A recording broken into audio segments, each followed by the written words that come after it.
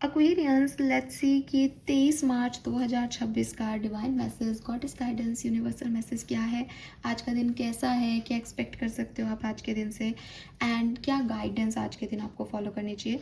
Life की जिस भी सिचुएशन में आप हैं वहाँ क्या गाइडेंस फॉलो करना ठीक रहेगा, या फिर अगर आप किसी भी सिचुएशन में आते हो, आज कोई भी कंडीशन सिचुएशन आपके लिए आती है तो उसमें क्या रिएक्ट करना ठीक होगा, कैसे उसको जीना चाहिए आपको। ये गाइडेंस इसके रिगार्ड में होगा। लेट्स सी क्या मैसेजेस हमें मिलते हैं। सबसे पहले हम देखेंगे आपकी ओवरऑल एनर्जी क्या रहने वाली है 23 मार्च 2026 को। Please universe, please do and power of the spirit guides, please give me the great message 23 March 2026 Aquarians.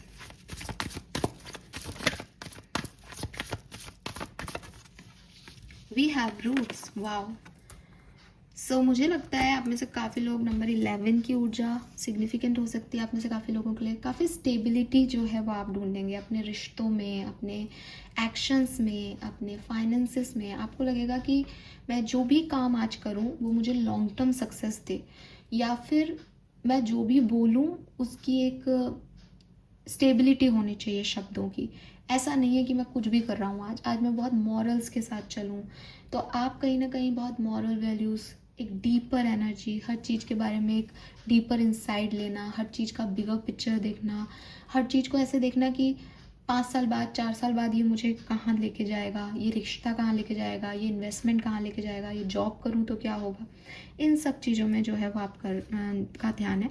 Relationship wise भी मुझे बहुत अच्छा लगता है। एक रूटेड एनर्जी है अपने कनेक्शंस में, एक बॉन्ड बनाना और एक जुड़ना किसी के साथ, क्योंकि रूट्स आपस में बहुत मिली हुई रहती है। और स्टेबिलिटी जो है वो यहाँ पे आपको मिलेगी definitely.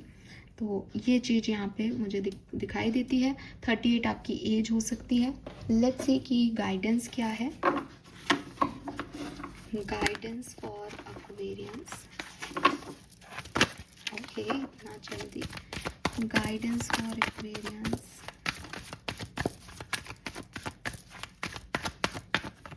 Okay, we got 2 cards, तो मैं दोनों लूँगी। Happy end time to go. Wow, आज मैं आपके लिए एक एंसेस्टर मैसेज भी निकालूंगी यहाँ से। मेरे पास कार्ड्स बाहर है। Message from your ancestors for 23rd of March. Thank you so much.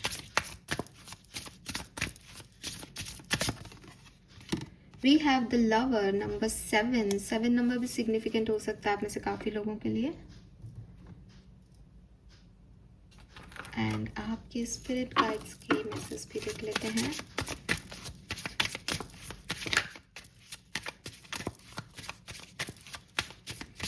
Okay, so 23rd मार्च के लिए जो स्पिरिट मैसेज है वो है trust your self more, know that you are in the right place at the right time, opportunities will present themselves to you when they are meant to, all in divine timing, get excited about the future again instead of fearing it. तो clearly यहाँ पे आपको बोला जा रहा है Aquarius कि अपने ऊपर विश्वास रखें, ठीक है। आप राइट टाइम पे राइट जगह अपने आप पहुँच जाएंगे। यूनिवर्स को जो अपॉर्चुनिटीज़ आपको देनी है, जो सिचुएशंस आपके सामने आनी है, जिन लोगों को आपकी लाइफ में आना है, वो अपने आप आपकी लाइफ में आएंगी, ठीक है, जब उनका डिवाइन टाइमिंग आएगा। हमेशा ये ध्यान रखें कि आप कुछ चीज़ें नहीं ला रहे हो अपनी ज़िंदगी में, ना आप बुरे के लिए अपने आप को दोष दो, ना आप अच्छे के लिए अपने आप को एक्साइट करो।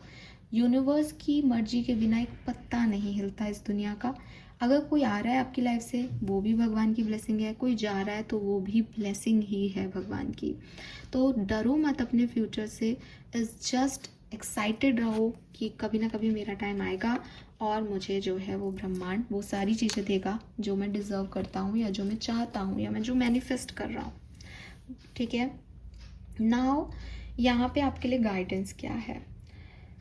देखो, सबसे पहले यहाँ पे हैप्पी का कार्ड है। हैप्पी का कार्ड अगर मैं देखूँ और गाइडेंस जो है वो इस कार्ड से आपको देने की कोशिश करूँ तो मैं ये कहूँगी कि यूनिवर्स चाहते हैं कि आप खुश रहना सीखें, ठीक है। आपकी ज़िंदगी में अगर कोई हैप्पी मोमेंट आता है, कुछ अच्छा होता है, छोटा सा भी कोई सेलिब्रेशन में आपको जाने का जो है मौका मिलता है, तो अपने आप को ये कह के मना मत करो उस ज़िंदगी को जीने के लिए या उस समय को जीने के लिए कि लोग क्या कहेंगे या ये कब तक ही मुझे खुश कर पाएगा। डेफिनेटली एक छोटा मोमेंट होगा, डेफिनेटली आपके दुख आप बड़े होंगे, खुशियाँ हमेशा कम ही रहती हैं, लेकिन हैव फन, बी प्लेफुल, ठीक है। अपने आप को सरप्राइज़ करो कि मैं खुश हो सकता हूँ। हो सकता है कि एक छोटा सा जोक कोई और सुनाए, आपको हंसी आए उस पर, आप भी उस पर दोबारा से एक अपना सेंस ऑफ ह्यूमर लगा के दूसरा जोक क्रिएट कर दो, दूसरों को हंसाओ, खुद हंसो।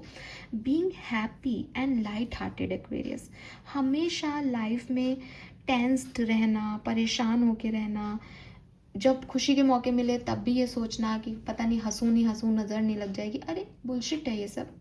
हंसो, मौका नहीं मिलता ना, अब मिल रहा है तो खुश रहो, एन्जॉय करो, हर एक मोमेंट को एन्जॉय करो, दिल से खुश हो। नहीं मिलेगा तो रोते भी तो हो, तब थोड़ी सोचते हो कि चलो आज रोता नहीं हूँ, बुरा लग रहा है तो रोते नहीं है, तो फिर हंसने से पहले क्यों सोचते हो कि हंसना नहीं है, क्या होगा। आपके लिए आज कुछ ऐसी घटनाएं घट सकती हैं जो आपको खुशी दे, जो आपको अच्छी लगे, उनको अच्छे से जियो, उन्हें एंजॉय करो। आज घट रही हैं, कल नहीं घटेंगी, तो जब तक आपको ज़िंदगी अच्छा दे रही है तब तक उसको अच्छे से एंजॉय करना आपके लिए ज़रूरी है। Then we have time to go. Time to go का कार्ड डायरेक्टली कह रहा है कि कुछ सिचुएशन, कुछ कहानियाँ ख़त्म हो जाती हैं। आप अगर कोई किताब भी पढ़ोगे तो वो ख़त्म होंगी। हम इस दुनिया में भी आए हैं तो हमें पता है कि हम सबको एक ना एक दिन मरना है। तो कुछ सिचुएशंस हैं जो ख़त्म हो गई हैं या जो अपने एंडिंग पे हैं। डेस्टिनी ने अपना चार्ज लिया, या तो आपकी वो कहानी ख़त्म कर दी या वो उसको ख़त्म कर रही हैं और आप ये देख रहे हो कि वो ख़त्म हो रही हैं। नाउ बजाय इसके कि आप उसको रोको, उसमें परेशान हो, डिस्टर्ब हो या उस पास्ट सिचुएशन में ही रहो, आपको चाहिए कि आप उसको ढीला छोड़ दो और अपने आप को सरेंडर कर दो कि अगर डेस्टिनी यही चाहती है तो ठीक है। क्यों? क्योंकि आपको यहाँ आपके स्पिरिट गाइड्स ने भी कहा है कि किस्मत के बिना एक भी पत्ता नहीं हिलता। तो जो आपको मिलना है वो आपको मिल के रहेगा और जो आपसे छिनना है वो छिन के भी रहेगा, ठीक है। तो नेचुरल चीज़ों में जो चीज़ें हो रही हैं, जो अनफोल्ड हो रही है, उसको होने दो। आपकी सोल को बस एक ही कॉलिंग देते रहो कि सही समय पे सही चीज़ें होंगी,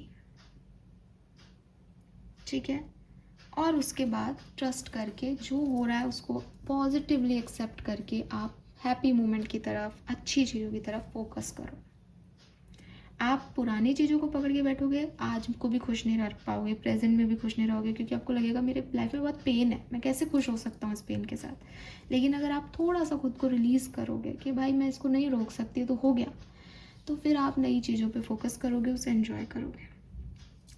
ना आपके एंसेस्टर्स भी आपको यही कह रहे हैं, क्या कि it is safe to surrender to the good feeling. अगर कोई व्यक्ति अच्छा लगता है, अगर कोई फीलिंग अच्छी लगती है, अगर कोई सिचुएशन एक्साइट कर रही है, अगर किसी सिचुएशन में लग रहा है कि यार ये बढ़िया हो गया, मैं यही चाहती थी, तो उसमें अपने इमोशन शो करो, अपना एक्साइटमेंट दिखाओ, उस अबंडेंस को रिसीव करो, वेलकम करो कि थैंक यू गॉड कि आपने मुझे ये चीज़ दे दी।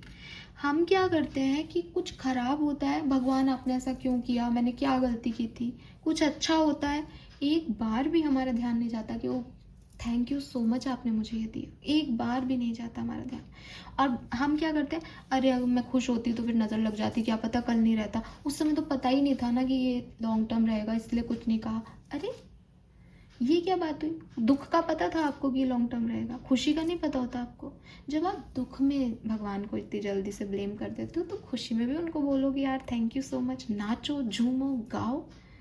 तो यूनिवर्स और आपके एंसेस्टर्स आपको यही कह रहे हैं कि surrender to the good feeling. अपने आप को खुश करने का मौका मत चूको। भगवान भी अगर आपको खुशी दे रहा है आज, एन्जॉय इट, ठीक है। डबल कर दो अपनी खुशियों को अपनी स्माइल से। सो अभी एक प्यारी सी स्माइल दें आप लोग अपने फेस पे। और this is all for you. Thank you so much मुझे सुनने के लिए। चैनल को लाइक और सब्सक्राइब कीजिएगा। Bye bye.